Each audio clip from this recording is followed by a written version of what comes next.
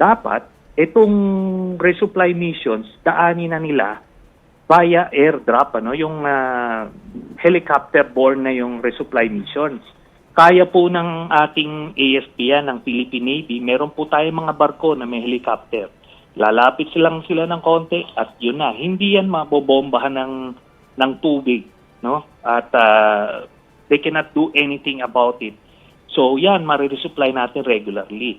Ngayon, nung nakalaban ng nagkaroon ng ganyang standoff sa Senkaku Islands ng Japan, yung China noon, binomba sila ng ng tubig nitong China. Anong ginawa ng Japan? Binombahan din nila ng tubig. Dapat yung Philippine Coast Guard natin, meron din silang ganun. Di mag-ubusan sila ng tubig dagat diyan. Kumaga ganun 'yan. That's how it is. Gray warfare 'yan eh. Pero ang danger dito ultimately is baka ma-escalate yung situation dun sa punto na baka irreversible na at magiging magkakaroon ng flashpoint, no, for any armed conflict. Yun naman yung ayaw mangyari ng kahit sino man kasi pag nagkagera talo lahat. Pero pagka ganyang tinutulak tayo, kailangan ready din yung ating sandatahang lakas at yung ating mga kaalyado. At saka sir, hindi ko ma-imagine na makiki-water cannon tayo kasi nung pinakita yung video natin, parang ang liit-liit nung sasakyan natin compared dun sa China eh. But anyway sir, dito po sa usapin ng ayungin, ng West Philippine Sea in general, may sinasabi po yung armed forces kasi na baka pwede na i-train yung mga fishermen para maging part sila ng reservist or yung reserve group para bantayan yung ating mga teritoryo. Kumbaga, maglalagay din tayo ng militia dyan sa area natin na kailangan bantayan. Ano po yung tingin ninyo dito? You think this is a good move kung isulong nga talaga ng armed forces?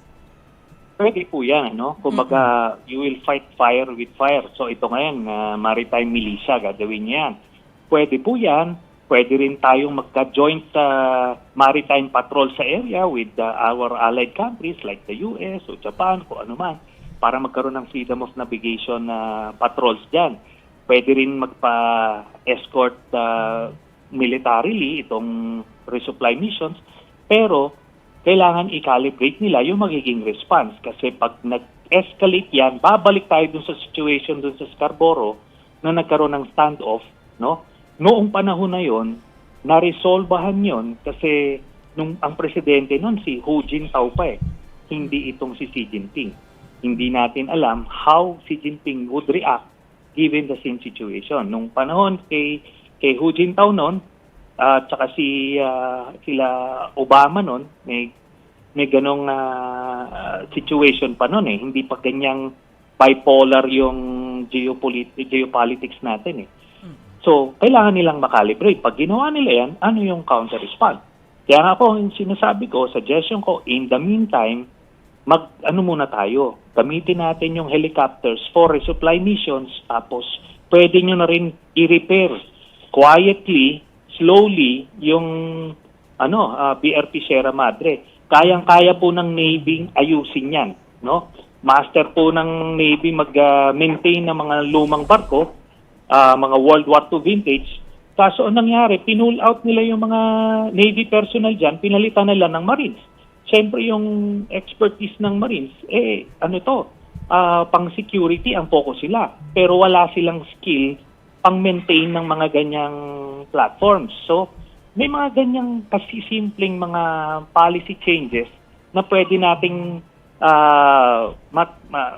magawa para ma-improve natin yung situation doon sa BRP Sierra Madre, ma-improve ma-strengthen yung facility, ma-repair siya. At the same time, ma-resupply natin through the helicopters nga.